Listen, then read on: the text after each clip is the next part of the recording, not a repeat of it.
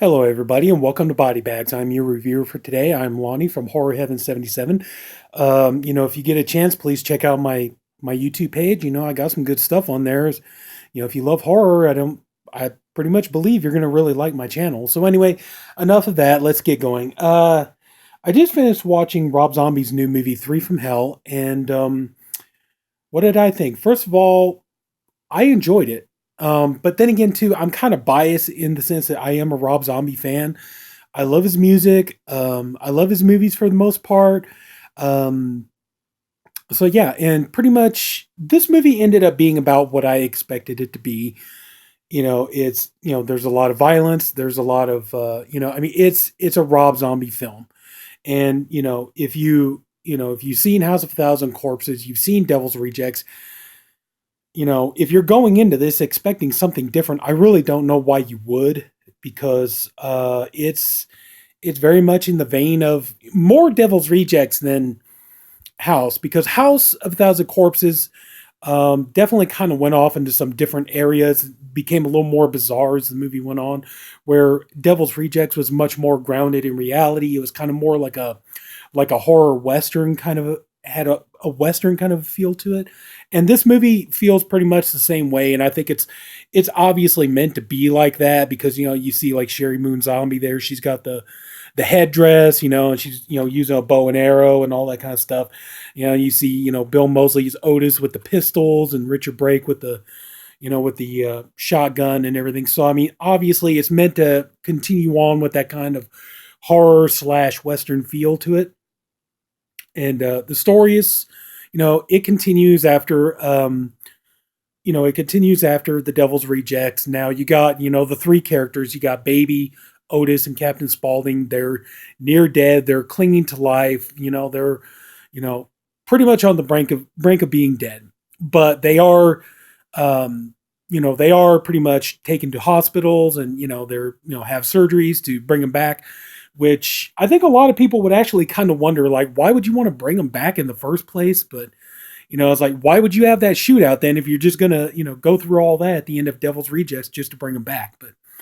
But the thing is I honestly, I don't know. People say that Rob Zombie had a plan that there was going to be a trilogy, but I kind of don't really think so. It just seems kind of like, I don't know, just, this movie kind of feels like it was never really planned, and that, I don't know. No, but yeah, it just kind of does. It just feels like, this was never really, never really meant to be. But anyway, though, I'm glad that it's made. So anyway, so the rejects, they're, brought back, and then they've been in prison for a number of years. And, unfortunately, okay, well, I don't, I'm going to have to give away one spoiler here. Okay. It's just, but you have to kind of address the elephant in the room in this situation. And the elephant is that, unfortunately, the passing of Sid Haig.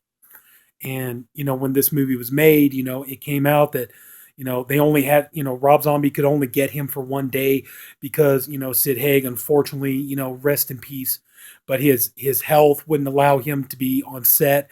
And I believe he failed a physical to, be in the movie. So, Rob was only able to get one day with him. And a lot of the character of Winslow, played by Richard Brake here, a lot of that was meant to be, for Captain Spaulding. But, in this case, the character of, Captain Spaulding, he's executed, he's by lethal injection. And and that comes into play as the story goes on. The So after he's gone and everything, then you got, like, Otis. He's, that's the hard part. Is like, it's hard trying to talk about this movie without going into a couple of spoilers. So please forgive me if I'm giving away a couple of spoilers.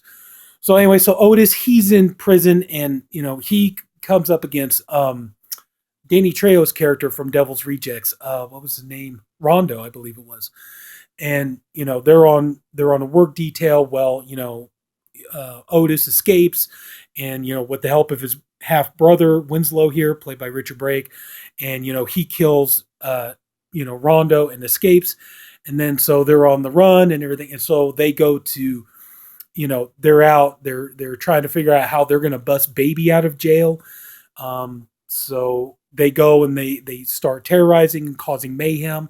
They go to the house of the warden, played by Jeff Daniel Phillips, who, of course, he's in a bunch of Rob Zombie movies and stuff now lately. So, and so, they divide, so it's like between Otis and Winslow to devise this plan that they're going to get baby out of jail. And, when that happens, they finally do. And I'm going to try not to give away too much. They finally get baby out of jail, but then, they decide what are they going to do? And at one point it's kind of funny because he suggests, Winslow, that they should start doing porno films and stuff like that. That's what they should do. But Baby comes up with the idea that they should go to Mexico and hide out and everything else. And so they decide that's the way to go. And so they get to Mexico, and once they're there, they find a small town. They decide they're going to hold up there, and just basically kind of like what they did when they in Devil's Rejects, when they went to Charlie Altamont's town. It's like they're just going to hold up there and party with the prostitutes, do a lot of drinking, do a lot of partying, everything else, and just kind of have fun. And it turns out that, the guy who runs this motel that they're staying at, he ends up, he knows the son of Danny Trejo's character. That's why I mentioned, about Danny Trejo, because, about his character being killed, because he mentions to the son of Danny Trejo that, I have the murderers of your father here, and, I could keep him here, but you got to get here, hurry up. And so so this character, his name's Aquarius. He ends up, getting his, group of, killers together. I believe they're called the Black Satans in this movie, but, in true, Rob Zombie typical style, they're, luchadors and everything else. And of course we got, Halloween references and so, Aquarius brings in the Black Satans, and they come into town. And so then it's a shootout between the three from hell and the Black Satans and Aquarius and everything else. So I'm going to try not to give away too much more of the movie. I'm sorry for giving away as much as I have already, but like I said, I enjoyed this movie, and it kind of does feel like a natural progression of sorts in this. Look, here's the thing though. I'm going to tell you right off the bat, if it's a Rob Zombie movie, and if you don't know his movies, then yeah, you're not going to really know what to expect going into this. But if you already know what's going to be in a Rob Zombie movie, then you can't be too surprised when you go into this movie. It's going to have the elements of what his movies have had before, and the reason why I bring this up is just because I've seen so many people already post on social media and stuff. It's like, oh, it's too much like Devil's Rejects, or, oh, it's too much like House of a Thousand Corpses, or whatever. It's like, it's meant to be the third part of the act, so it's meant to have that same vibe, that same feeling, so yeah, I mean, you got to understand, it's going to have all the elements of what you're used to in a Rob Zombie film. You're going to have clowns. It's going to take place around Halloween time.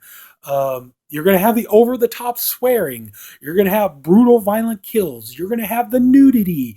You're going to have, I mean, if you've seen Rob Zombie's movies before, you understand that Rob Zombie, he's the kind of guy, like, I don't know if this is 100% accurate to say this, but he's the kind of guy, like, usually he wants you to root for the bad guy. In his Halloween movies, he wanted you to root for Michael Myers. And it's the same thing in this movie. As bad as the characters of, Otis and Baby and Winslow are, and even Captain Spaulding to a point. Oh man, the thing is he shows that the other characters, the quote unquote good characters, are not particularly good at all. You have, like, for instance, you have the warden, played by Jeff Daniel Phillips. It turns out, he's kind of a nasty guy. He's into, some really bad stuff. Like, he's cheating on his wife, with one of the prison guards, and he's, doing all this other kind of bad shit. You got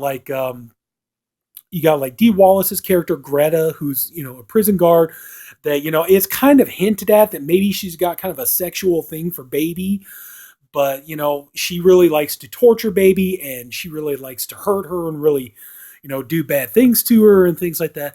So, yeah. And then, like the other characters too. So it's like, as bad as these characters are, your quote unquote good character, there's no, ultimately that's what it boils down to. There's really no like really good, really likable characters that you can invest in, but he does try to build up the characters of these three by giving them a real family dynamic that, you do kind of, you do kind of sympathize with them, as crazy as are in some way that you kind of accept them.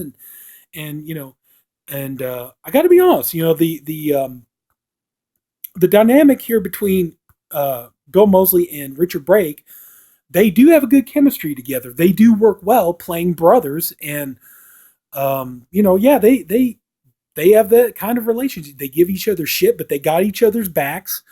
Now Sheri Moon's character of Baby in this one, it's weird because in this movie she is way crazier than she's ever been, and they even mention that in the movie. It's all like, dude, she's wacky. And Winslow's like, well, she's just happy to be out of jail. It's like, no, man, you don't know her like I know her. And there is something not right here. She is way crazier than she's ever been.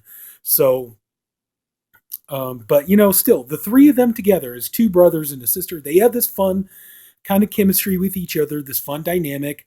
And, so it does work. I particularly think it does, but we got to address the elephant in the room here. And the big problem, I mean, and it's nobody's fault. It's not Rob Zombie's fault. It's nobody's fault. But the one thing this movie really, really lacks is the presence of Sid Haig.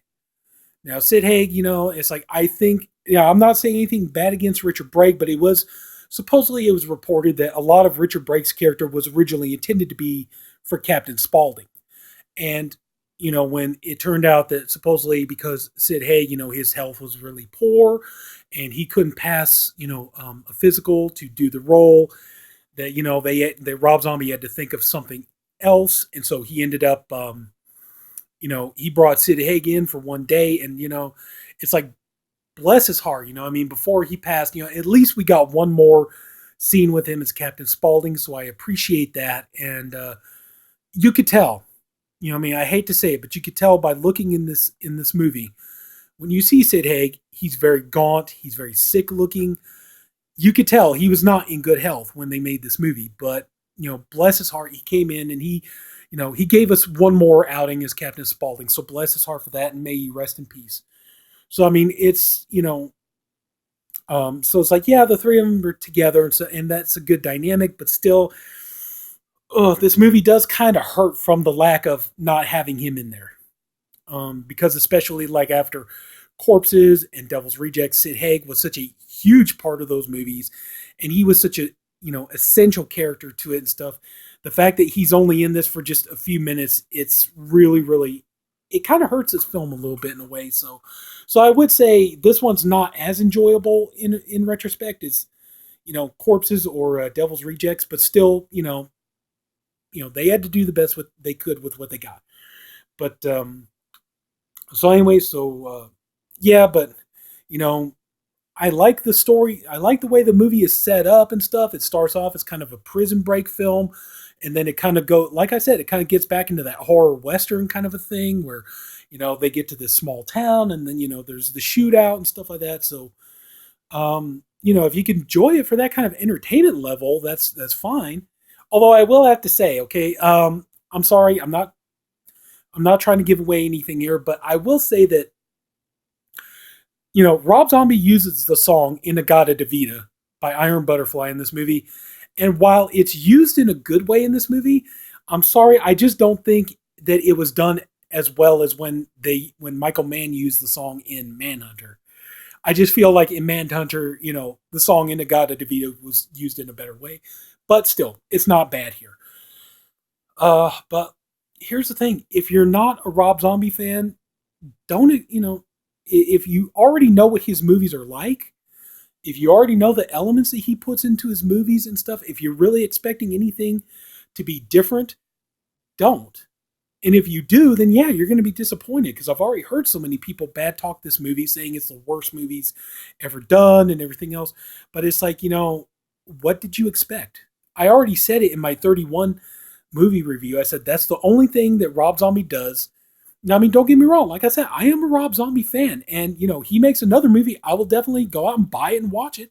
I did this one, but I will say though, it's like that's the only complaint I've ever had against Rob Zombie is I would just like to see him go and make another kind of horror film, like a vampire movie or a mummy movie or creature feature or something, a haunted house movie, something. Yeah, I would just like to see him try something and just try a different kind of movie. I mean, he's already proven he can do these. That's fine, but to say mix it up a little bit, go a little crazy. I mean, if you watch his music videos and you hear his music, it's clear the man has a hell of an imagination. It just seems like by the time he gets to his movie, he doesn't really put it to use. So I would just like to see him use his imagination more. That's about it. But overall, like I say, this is like I said, I think that's kind of the only thing that really hurts this movie in terms of it being kind of a weaker film. Is just that just the fact, unfortunately, you don't have Captain Spaulding in here, so that kind of hurts it. But other than that, I think Richard Brake was a fine addition, and if you like him, especially if you kind of like the way he played the character of Doomhead in 31, then yeah, you're gonna really like him as Winslow in this movie. But I would say, yeah, give it a shot, man. It's actually a pretty decent little flick. I enjoyed it. I could definitely see myself watching this again. It is a little bit lengthy though. You better sit down because this movie clocks in almost 2 hours. So if you're sitting here thinking it's going to be, it's just going to be a quick little 90 minutes. No, this movie clocks in almost 2 hours. And, but anyway, so yeah, I would definitely say give it a shot. If you're, like I said, if you don't like Rob Zombie movies, if you've seen, let me correct myself. If you've seen Rob Zombie movies and you don't like his movies, don't go into this expecting some kind of, dramatic change or anything. It's a Rob Zombie movie and it's going to have all the elements of a Rob Zombie movie. Like I already said, you're going to have the over-the-top swearing. You're going to have lots of nudity. You're going to have the violence. You're going to have, you're going to have, Halloween references. You're going to have clowns. You're going to have all that stuff. It's in here. So, but if you are a Rob Zombie fan, then, this is just, a chance to enjoy something, well, kind of, kind of old, but kind of new from him at the same time. So, anyway, yeah, I would say go ahead and give it a shot. 3 from Hell, I really enjoyed it, and hopefully you will too. So that's pretty much going to do it. So if anybody took the time to watch this video, I thank you for doing it. I appreciate you for doing it. I also hope you enjoyed this video. If you did, please like. You can comment too if you want to. If you haven't already, please subscribe to the Body Bags channel. We have a different video every day of the week. I'm the Saturday reviewer. We have, 7 guys, all of us doing great stuff, great reviews. Everybody, you've heard the other reviewers say this too, it's like, so I'm not really saying anything new. Everybody kind of brings their own flavor to it or whatever.